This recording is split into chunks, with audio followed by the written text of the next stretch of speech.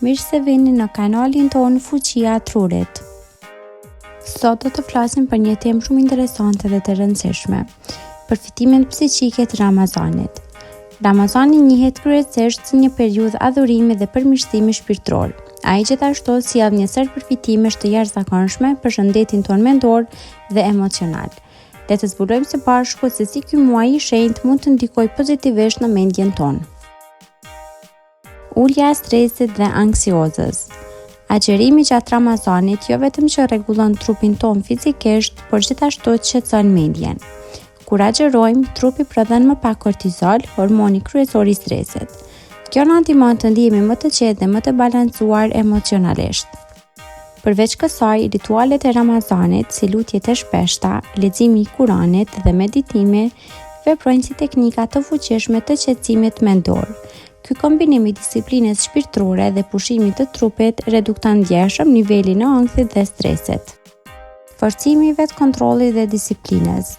Ramazani është një kohë kur ne praktikojmë vetëpërmbajtje jo vetëm nga ushqimi dhe pija, por edhe nga sjelljet e dëmshme, si zemrimi apo gjykimi negativ.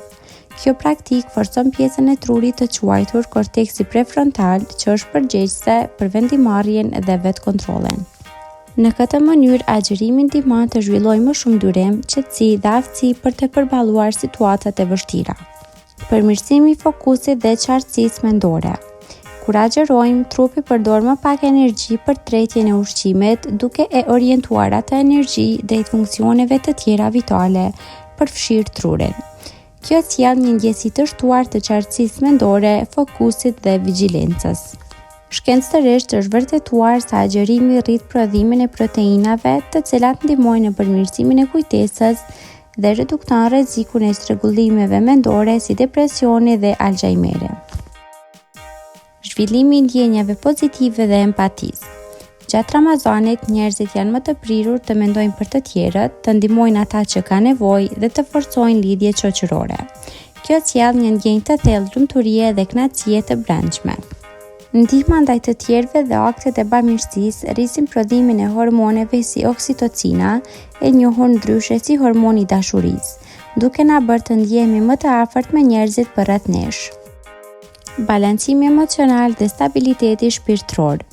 Fal kombinimit të lutjeve të rregullta, reflektimit dhe vetkontrollit, Ramazani është një periudhë ideale për të gjetur paqe të brendshme dhe për të rivendosur ekuilibrin emocional. Për ata që përballen me shqetësime emocionale, agjerimi ofron një periudhë të mirë për të shkëputur nga përditshmëria dhe për të gjetur qetësi në shpirt. Ramazani nuk është thjesht një praktikë fetare, ai është një terapi natyrale për mendjen dhe shpirtin tonë. Nëse dëshironi të përmirësoni shëndetin tuaj mendor, përfitoni nga ky muaj i shenjtë për të praktikuar më shumë vetkontroll, reflektim dhe mirësi ndaj të tjerëve. Kaq për këtë video. Faleminderit që na ndoqët dhe për më shumë video të tilla bëni subscribe, like dhe comment.